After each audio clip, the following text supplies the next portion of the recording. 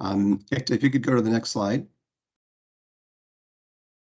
So we have an hour today, and we have a lot of information to squeeze in and present for you.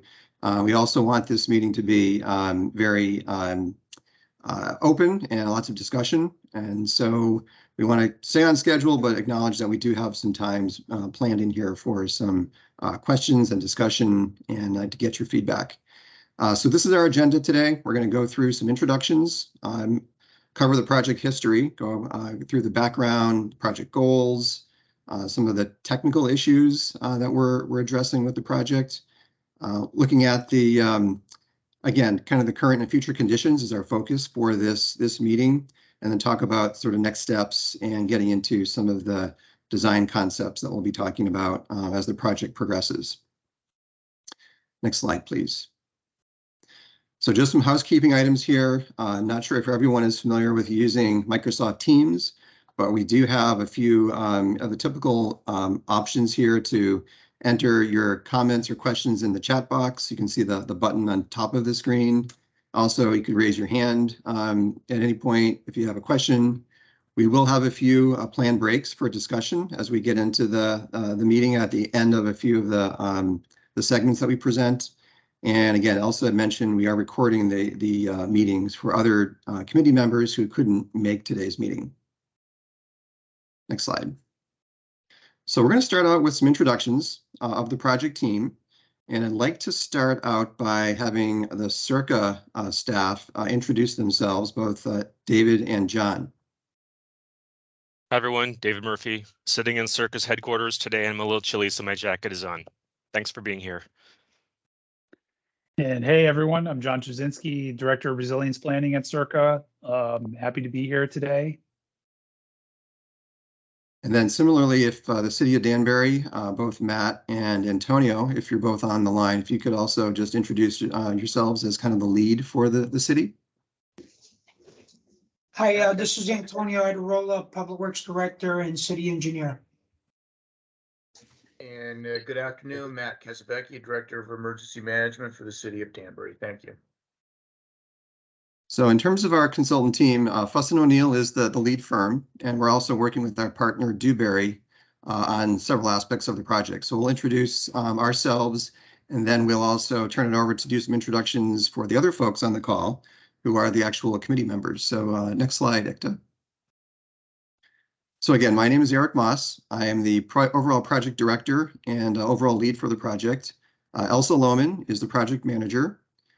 With us, we also have Ian Law, who is one of our lead landscape architects, and he's going to be assisting with the community engagement and some of the design aspects of the project.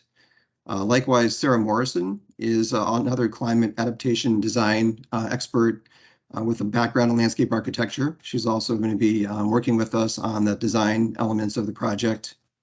And then Ekta Patel is our assistant project manager, taking the lead on a lot of the technical aspects of our work, as well as Sage Hardesty. Sage is also going to be doing a lot of the heavy lifting, both on the technical side and on some of the graphics that you'll see. And then we're also joined today by Scott Chiquette of Dewberry.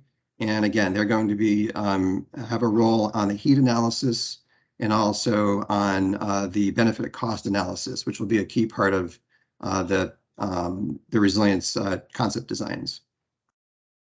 Next slide. So what we'd like to do is to have the members of the advisory committee that are on the call now go ahead and introduce themselves. And I know not everyone can make it today, but we would like any of the other folks that are on the call. I know we have about 17 folks here. Probably half of them are folks that are part of the committee, or committee members. And so if we could have folks just state your name and your affiliation, just so we can put a face with the name to the group.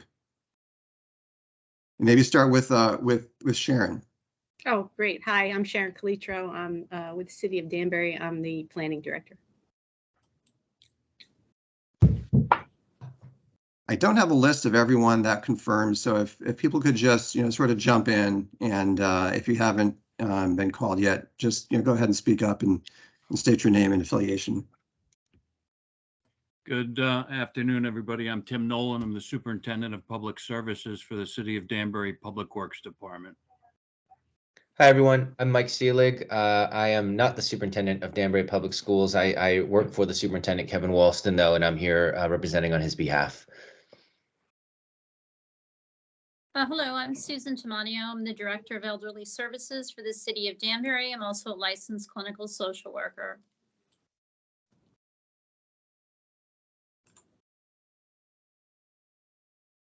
Good Do you afternoon, have anyone else? Jeff Reek. I'm the Executive Director for the Housing Authority of the City of Danbury.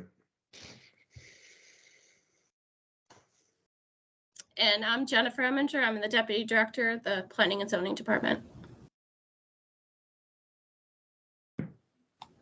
Great. Did we miss anyone?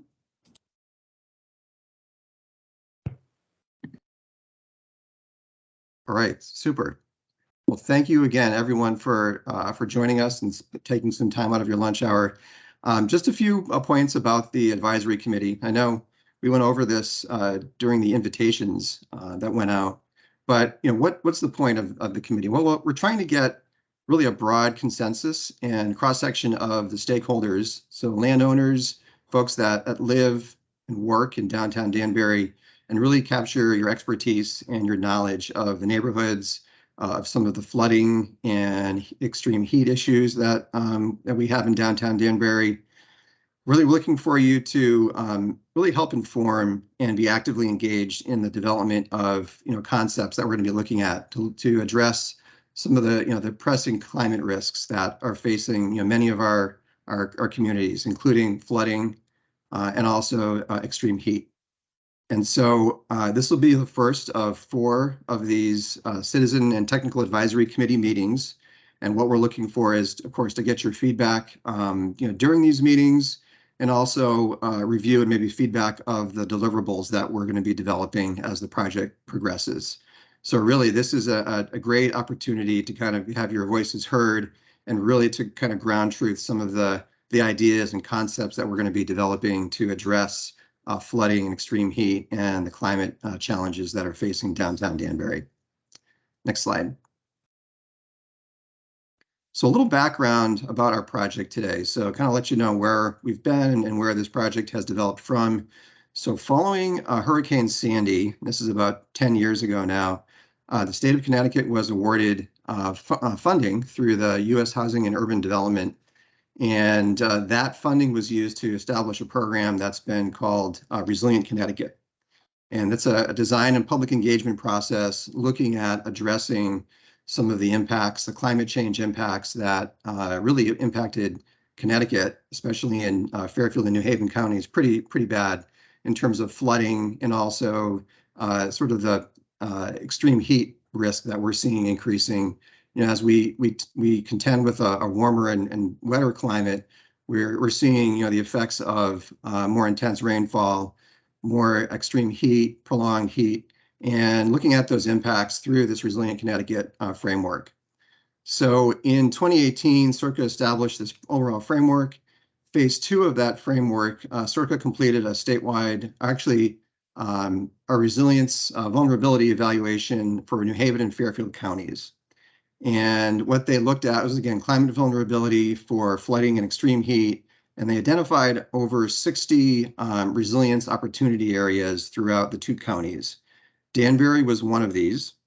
And Danbury was also selected, the downtown area was selected as one of 8 pilot projects throughout the region, looking at next phase, which is phase 3, our current project, which will generate site-specific project concepts and ideas to really start addressing the flooding and heat issues in the downtown area.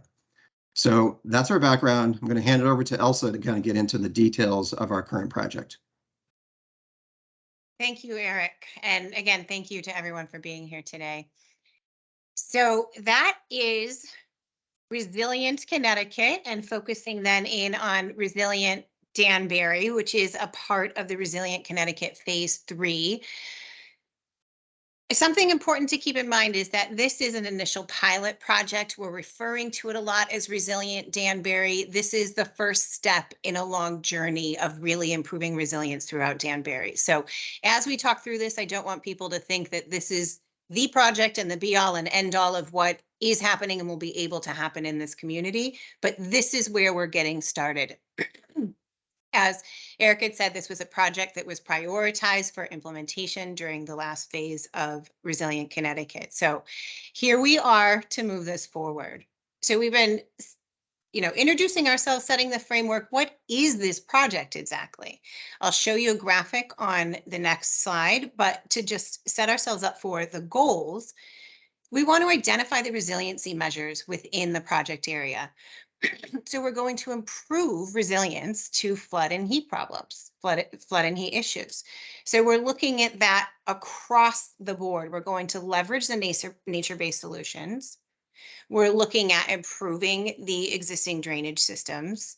We're looking at what we can do to potentially reduce impervious cover, increase tree cover, streetscape improvements that can have heat reduction impacts on the community. So all of these things are looked at holistically while we are also moving forward to solve and, well, not fully solve, but I would say to positively impact the flooding issues that have been experienced in this neighborhood and in these neighborhoods. So as far as the overall project, community co-benefits are also very important. We'll be looking at the potential to develop any community amenities along with the implementation solutions that we have. Is there any way that we can improve the aesthetics? So we know we're going to be potentially implementing green infrastructure and having some streetscape improvements. Can we improve aesthetics at that point as well? And we'll see moving forward as we get into further phases of this project, we'll see that we are working in a very vulnerable community. And so part of what we want to do here is support that vulnerable community as well. So we hope to work collaboratively with you as a team, with the stakeholders in downtown Danbury, with CIRCA and with the city as well, to select and develop these strategies. The outcome of this project will be conceptual designs, a conceptual design for our project area. And we'll use that to move that forward and position this project for funding. So we're in an era where we have funding that's coming forward from the government, the federal government, for nature-based solutions, for resiliency and climate adaptation. And so our goal is to position this project to leverage that funding as much as possible. Next slide. So I'm starting with this very pared back project map. As we move through this today, you'll see us layer a bunch of information onto here. And so I just wanted to start here to set the scale and the framework and help everyone understand where we are working. So if we take a minute to look at this map, you can see at the very top of the page, the Still River is channelized. So it's fairly linear moving across the top of the page. Thanks, Victor. The magenta line is the contributing watershed area to our project area. So everything within that magenta line, you'll see on a following slide, is going to be draining to the existing stormwater drainage system that we're evaluating. And we're going to be specifically focusing on any type of implementation, green infrastructure, nature-based solutions that we can do within that project area. If you look right about in the middle of that magenta line, you can see sort of an oblong shape. Ikta, if you wouldn't mind pointing that out, that is the green on Main Street. And so towards the south end of there, there has been a significant amount of flooding, and we'll see in our validation, our model validation pictures later, we'll see that specific area where there has been severe flooding. So that is Main Street. Just to the west of where Ikta's pointer just was, at the south end of Main, we have Elmwood Place, and then Worcester right above that. To the right is Park Place, State, and Center. Then moving north, we have the corner of Keeler and Liberty Street. So this is our footprint in here. This is the area where we're going to be focused. So as we move on to the next slide, Ikta, if you wouldn't mind. Okay, now we have some information here. So I'm going to take another minute with this and orient everyone. So if we start at the middle, if you look at this light blue line that we have in here, this is the existing stormwater drainage system. This is as it exists today. It's underneath these roads as it's given.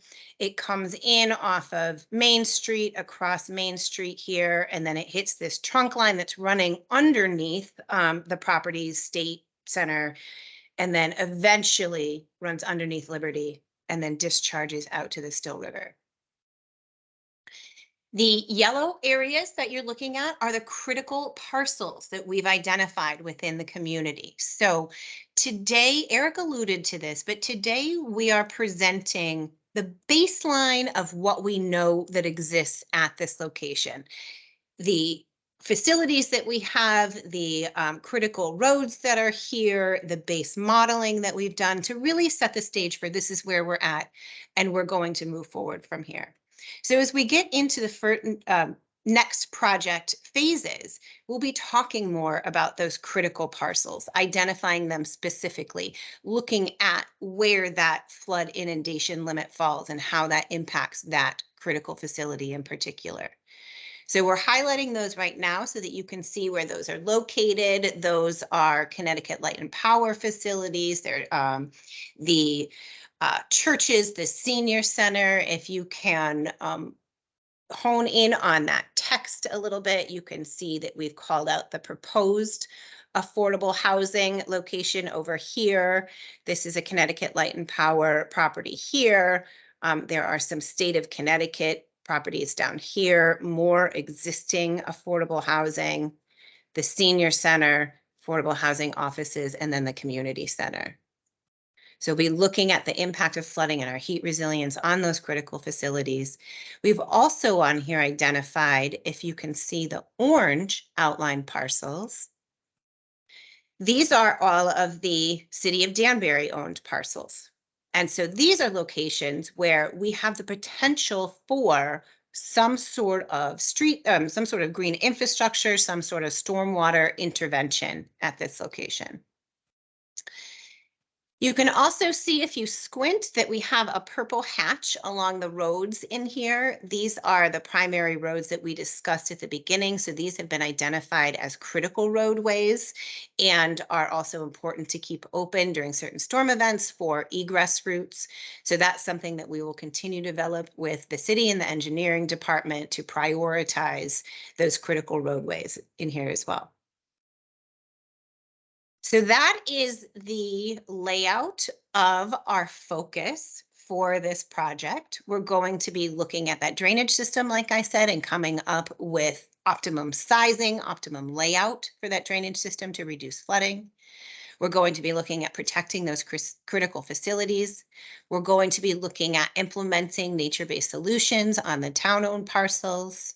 We're going to be looking at streetscape improvement. So one of the opportunities that we have here is because we are intercepting a significant length of roadway to implement this new drainage system design, we have the potential for improved streetscapes. So does that mean additional tree planting, or is that a bioswale or something, something else altogether? So we'll be looking at that as well. I do want to continue to highlight that this is a community-focused project. And so we are tackling important engineering problems, but at the same time, the goal is to improve the resiliency, improve the aesthetics, the amenities, the quality of life for people in Danbury. Next slide. Okay, so I don't think I probably have to tell anybody else why we are here. You guys are probably more aware of this than myself. But within this watershed, which is the East Ditch, historic East Ditch watershed, there have been flooding and extreme heat problems. Flooding issues have dated back to the 80s from what we know, since they were documented.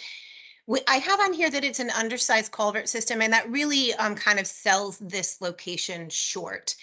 You'll see in the following slides that we're dealing with a trifecta, if you will. We have very high levels of impervious cover. We have very low levels of tree canopy, and we have a drainage system that was built historically and is not sized appropriately. So it's all of those things working together, as well as the topography, which you'll see in just a minute, that make this area particularly vulnerable to flooding. So we know the flooding has been happening. We know there's regular flooding at these intersections of Worcester, Main Street, and Park Place, and that's been mentioned for a while now in the hazard mitigation plans. In terms of the extreme heat issues, so we are in a very socially vulnerable location. Currently, there is an absence of any formal cooling centers or shelters in the vicinity. There has been some downtown heat monitoring that's been done that will pull into this project as we move forward. Next slide. Okay. So we're not coming at this fresh. People have been looking at this for a long time. There was a design solution that was proposed in the early 2000s by a former firm. And what they had proposed makes a lot of sense and is really straightforward. So if we look at this graphic, and Ikta, if you wouldn't mind pointing, and we'll start at the upstream end. So if you look at the graphic, you can see the very colorful sections to the south. Those all just delineate pipe size. So that's showing that we're starting with 36 to 42 inch pipes at the upstream end of the system. So where we're starting the collection. We run into a 48 inch pipe, and then eventually we'll transition into a 4x10 box culvert and then a 5x10 box culvert to discharge to the Still River. So increasingly larger pipe sizes to convey this water to the discharge point in a timely fashion. A small section of this to the north has already been installed, so about 370 linear feet of the 5x10 box were installed in 2011 from the Still River to Paquiac Avenue. And as I mentioned, this has been referenced in the hazard mitigation plans. You can see 2012 and the 5-year update in 2017, and then again in the municipal annex for Danbury in 2021. So this is an area that has been highlighted and prioritized and is ready for some attention. Next slide. This is what the project looks like in terms of our start to finish, our charge for what we hope to complete and get out of this. So we started with the data collection and review. There's a lot of GIS data collection. We also went out and did some field survey. So we were able to collect measurements on the existing system.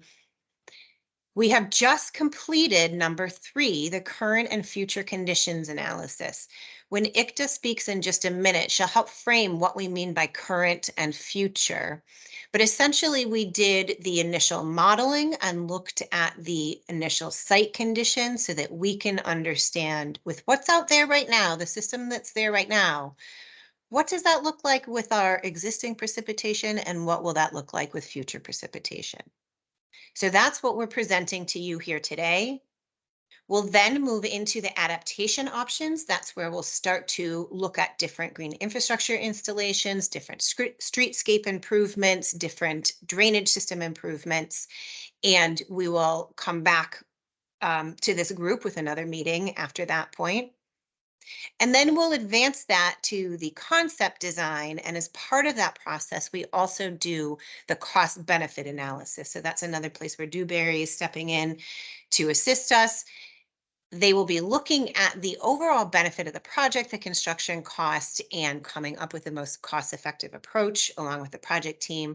Not only that, but the cost benefit analysis is a requirement for FEMA funding. So recall that we want to use this project to really leverage funding, and that cost benefit analysis is one of the ways that we do that. Next slide. So this is the existing drainage system. I'm just going to put this up here quickly so that you guys can see what's happening. We're draining from Worcester and Elmwood Place over to Main Street. Then we have a couple of tight connections coming off of Main Street as we run down State and just south of Park. And then those hit the trunk line that runs underneath Center and eventually runs out to Liberty. We also pick up a little bit that's coming off of Town Hill Avenue.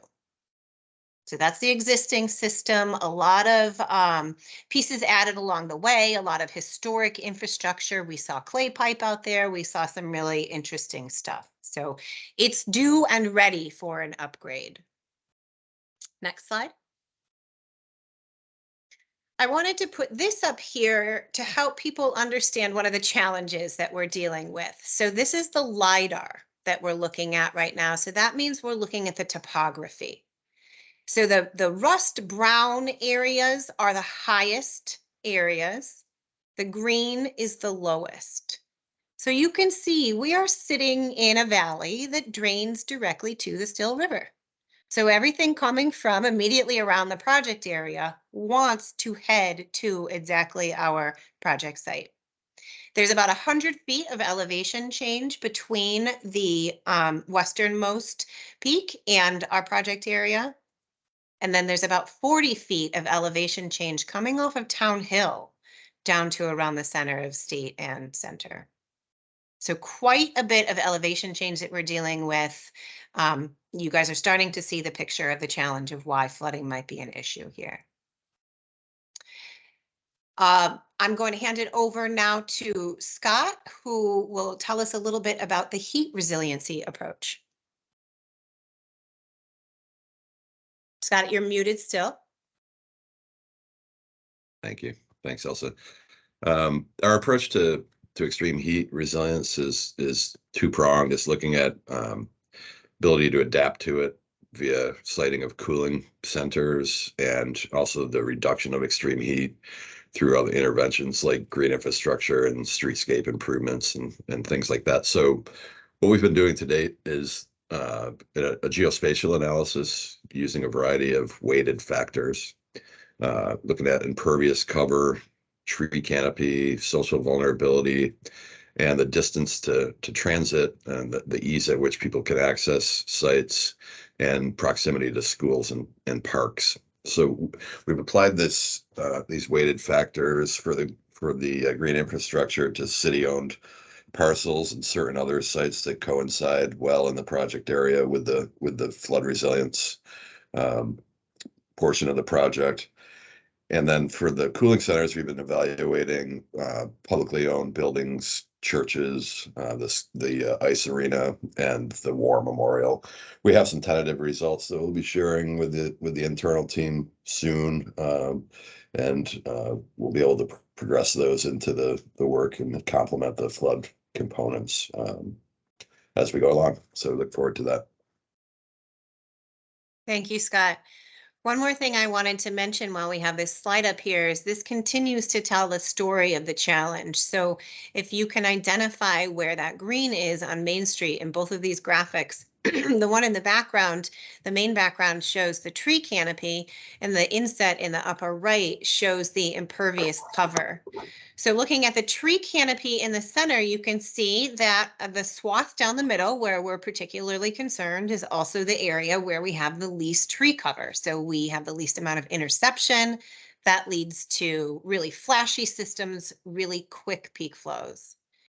Up in the right-hand corner, you can see that we have a lot of impervious cover. So the red is highest percentage of impervious cover. So we're dealing with an area that's paved, has very few trees, is at the low point in the watershed. So there are a lot of challenges to figure out the best solution for this location. Next slide. So this is where we wanted to open it up. We have been doing a lot of talking. There is a lot here. I put a lot up in front of you. So we wanted to open it up for just about 3 or 5 minutes at this point and take some questions and have a discussion. We have left about 15 minutes at the end for discussion. We've mentioned before, one of the goals of this meeting is to get your feedback. So we want to make sure that we have enough time at the end.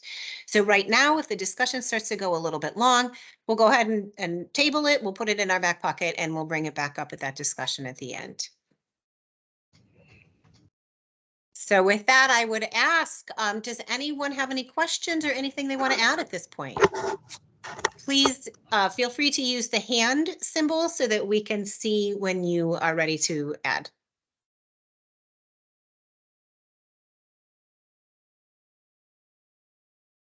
Okay. I'm not seeing anything, which is wonderful. That's great. So we're going to keep moving forward. Ikta Patel now is going to tell us about some of the more technical information and some of the analysis that we've done to date. Elsa. So far we've completed a current and future flood analysis for downtown Danbury with the objective to understand the extent and severity of flooding under current and future storm conditions for both the existing stormwater system and the proposed Haystead system that Elsa has covered. Establishing this baseline allows us to identify what areas are the most at risk for flood and where to focus our adaptation design for the next phase. So one of our first steps was to collect structure and pipe size and elevation data for the critical elements of the existing stormwater system in downtown Danbury. This information was collected over the course of 2 days by Fussin O'Neill, CIRCA, and the city. So we then digitized this information as well as the proposed Haystead stormwater plans in a hydraulic modeling program called PC Swim. Once we developed the full PC Swim using ground elevation, land cover, and precipitation for different storms, we've analyzed the different conditions that we've discussed. The storm events included the 1, 2, 5, 10, and 100-year storms. And for those not as familiar with that terminology, a 100-year storm is a storm that has a 1% chance of being equaled or exceeded in any given year. A common misconception is that a 100-year storm will occur only once every 100 years, which, as we're seeing more and more, that is not true. So another big goal of this project is to just to understand what the extent is under these different conditions. So for the current conditions, we used the NOAA Atlas 14 storm depths for the different storm events. And then for the future conditions, we used the mid-century projections in a document, in a report that CIRCA has put out.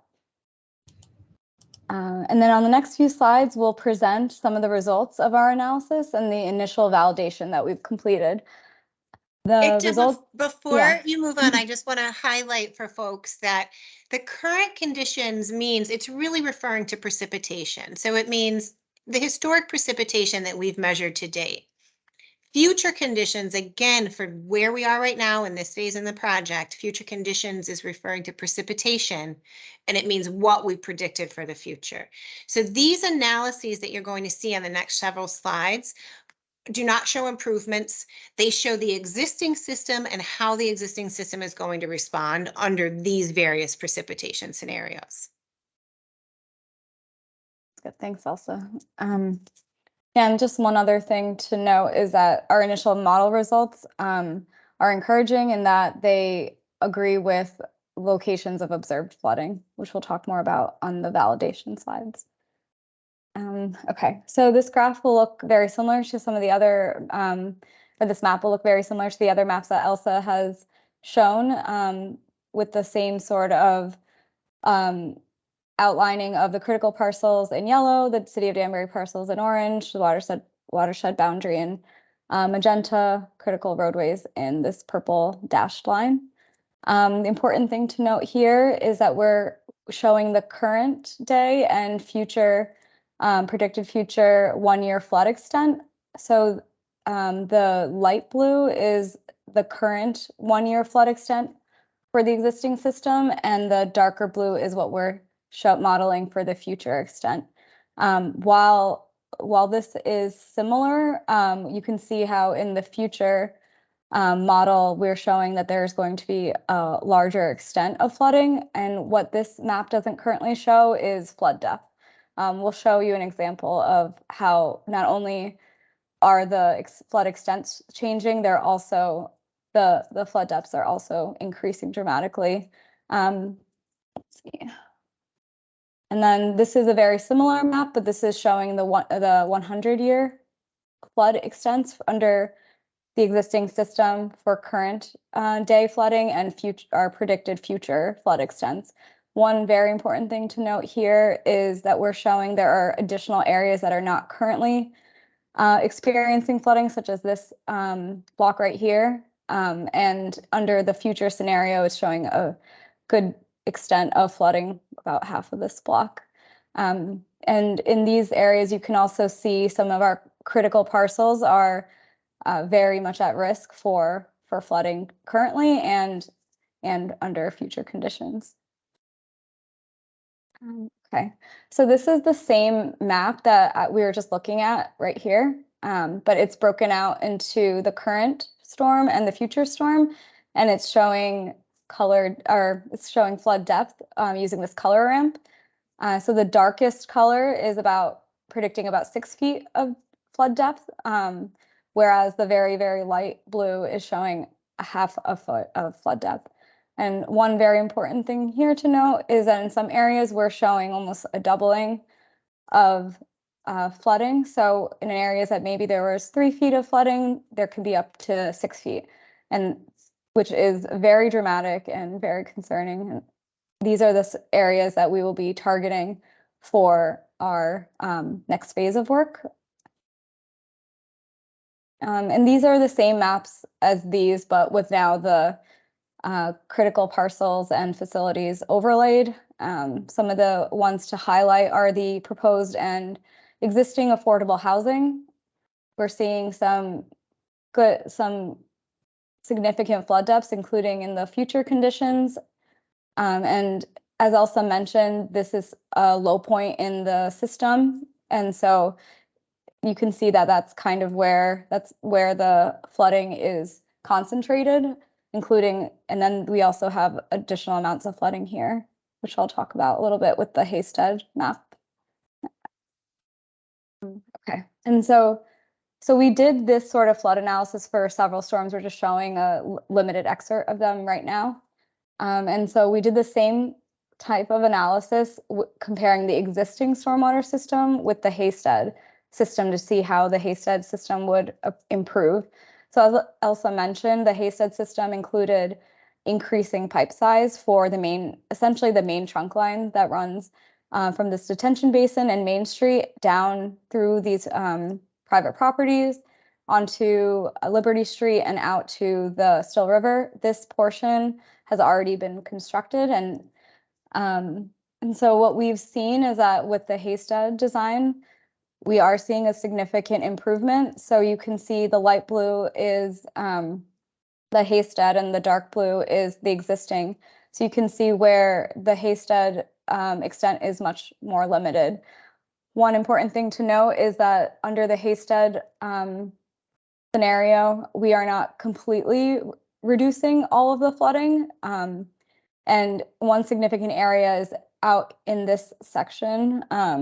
We're still showing a significant amount of flooding, and our understanding is that because the Haystead improvements are only this lateral in the main trunk line, it's not affecting this side area on Worcester as much. And so this is another area we plan on focusing for our next phase of work.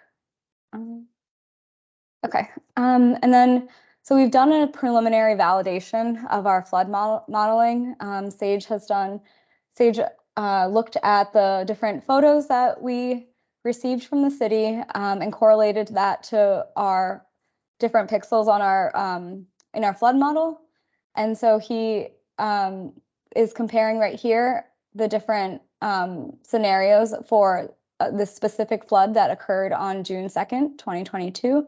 And we're seeing a strong correlation between the observed flooding and what we're predicting in our model.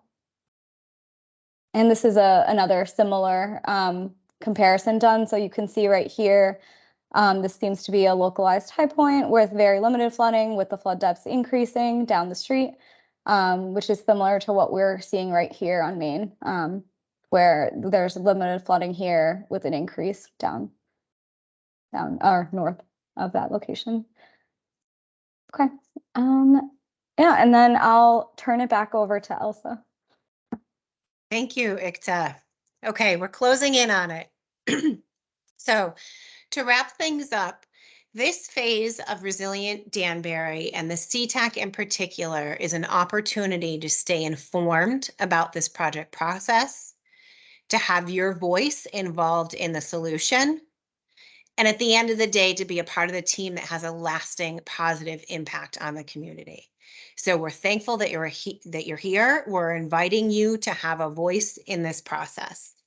Next slide. We want to go through the schedule and the next steps, and then we're going to open it up for more conversation. So this is what our overall project schedule looks like. Looking at this again, we probably should inch that October back to September. So our goal is to get final documents and concept plans to CIRCA and to the city by the end of September. So project management happens the whole time. Stakeholder engagement is what we're launching right now. We're also going to be engaging in public outreach efforts, so we'll have public meetings. We just completed the current and future conditions analysis. So as we move into March, we're looking at all of those different adaptation options. We'll have the benefit cost analysis tracking at the same time. And then, like I said, we'll wrap it all up as we get into the fall. Next slide. This is the stakeholder engagement schedule. So you'll notice on the top, the advisory committee, that's you folks, that's the CTAC. On the bottom, we also have the public workshops, the public meetings that I mentioned. So we're in the initial CTAC meeting number 1 in February 2023. The intention is to have 3 remaining meetings. So the next one would occur in May. That's where we'll be looking at the adaptation options and doing some visioning. We'll have a meeting in July where we have coalesced some of the information from that visioning session, and we'll have some real things, real options to present. And then we'll have a final meeting in September where we will bring forward the preferred option that we arrived on based on all of the project partner coordination. The public workshops track similarly to that on the same timeframe. Next slide. So in terms of our next steps, looking at the left-hand side of the slide again, I just wanted to lay this out for folks so they could understand what it looked like. We'll be moving forward into the public meeting where we'll be giving them very similar information to what we presented today.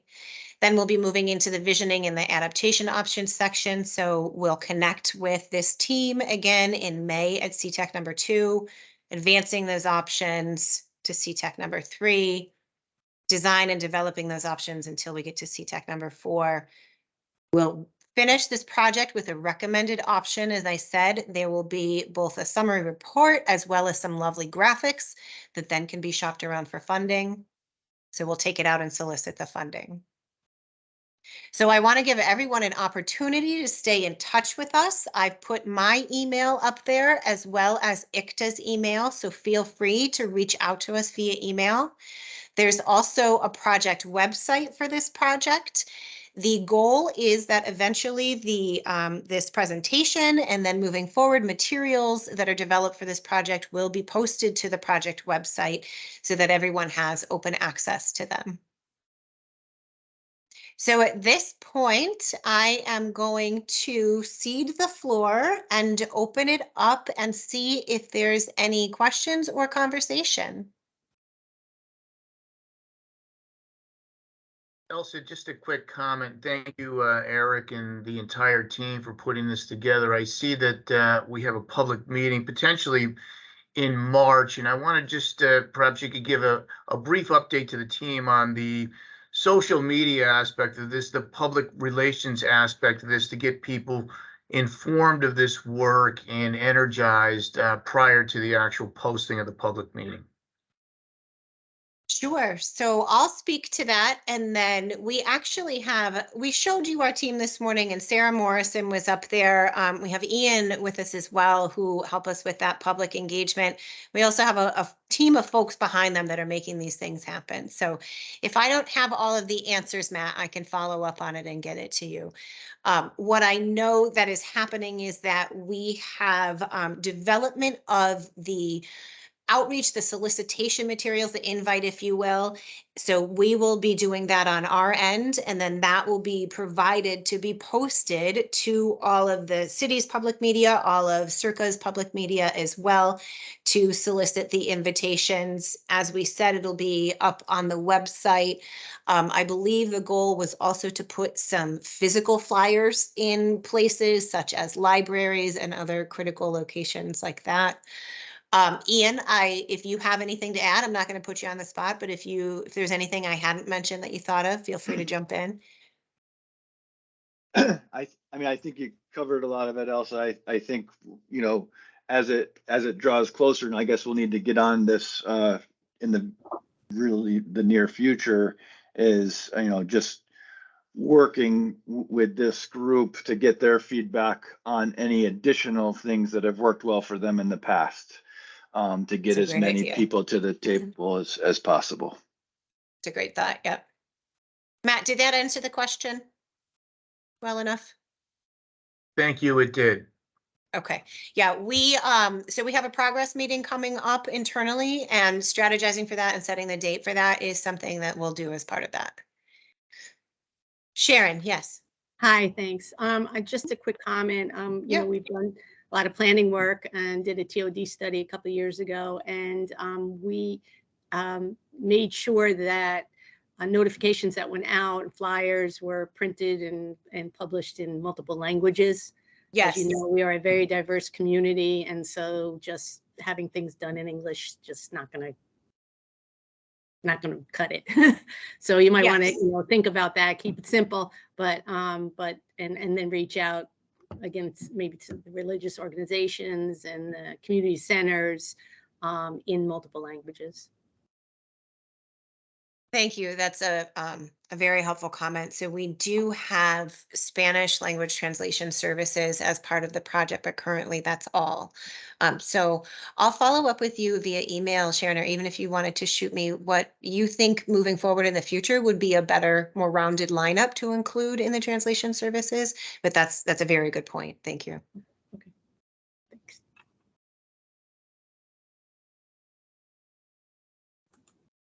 Anything else? Yes, I can't see who's raising their hand right now, but I see someone is, so feel free to just jump in and speak.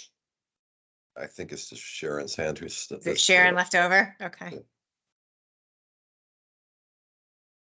Eric or Ikta, please go ahead. No, that was me. I just took the hand down. Oh, gotcha. Yeah. Eric or Ikta, was there anything else that you wanted to add? No, I think everything that we wanted to cover, we presented. Just curious if there's any other feedback or comments. Have we missed any areas of flooding, for example, in the downtown area that other folks are aware of or know about? I want to take the opportunity to kind of make sure we have the best, best and latest information based on the ground knowledge of, of these areas. Eric, Tim Nolan. There has have been some improvements of the area that on Main Street. The state stepped in this year and did a bypass. I'm not certain that you have that data. I don't. I'm not certain if the state has submitted to the city of Danbury their design. So I don't want to say that, it's the end all and we don't have a flooding on Main Street issue any longer, but it should be part of this review and analysis. That's a good point. And I know we have talked about that work by DOT. Right. In that one area. I don't know, ICTA or Elsa or Sage, if and how we've incorporated that information into our model.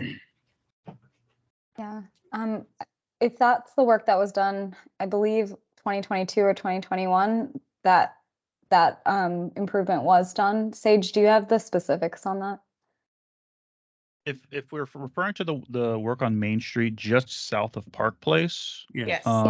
yes, that is absolutely included in our current model right now. Yes. Yeah. Great. So we had the plans. It's been a little bit now, so it's been long enough that we were able to get the plans from the city, and then it was incorporated. So we're looking at that area. We know that work was recently done. We also know that there's potential for more improvement there. So as Ikta said, we're looking at that entire area to the west of Main Street to see how we can achieve some additional flood reduction in that location. And so looking at the south end will be a part of that. Remembering that cost and feasibility is a big part of this. And so if it doesn't make sense to improve, then that's not something we'll move forward with. But thank you for pointing that out. Okay, we actually finished up. Oh, Jeff, please. Yeah, Jeff Reek with the Housing Authority. Just a comment, and it falls outside of your magenta footprint, but it's just a little bit further down the street from it. Yeah. We had a flooding event at our Glen Apartments complex. It's down past the middle school and across from the pond, down at the end of the street down there. And displaced about 30 residents for several months, about 9 months, and cost over $500,000 to us. So it was a pretty substantial flooding event for that housing development. And you know, bear in mind, this is affordable housing, people of low and very low income that were displaced, and it was quite an ordeal. So again, it falls outside of the magenta footprint that you've defined there, but if we can also keep in mind some other close by impacted areas, it would be nice. Thank you for that comment, Jeff. Yeah, thank you. We are interested to get that ground truthing, as Eric said. You know, we can look as many GIS maps as possible, but I don't live in Danbury every day. And so we want to get all that information from you. At the same time, we know this is the first phase in a long-term approach for really making improvements in Danbury. And so we're going to set the groundwork here, make sure that we get the funding behind it, and then we can radiate out from there and start to look at all of these additional areas. Wonderful. Thank you. Thanks for your input. Please also feel free in these meetings to put stuff in chat instead of speaking up. Not everyone likes to, you know, speak up in front of a group. That's totally appropriate. And then, like I said, you can always follow up via email as well.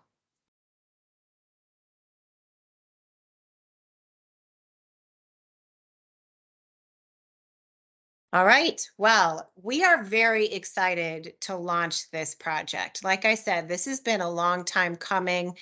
We're really excited to get this moving forward, and we see a lot of potential for real on the ground improvement.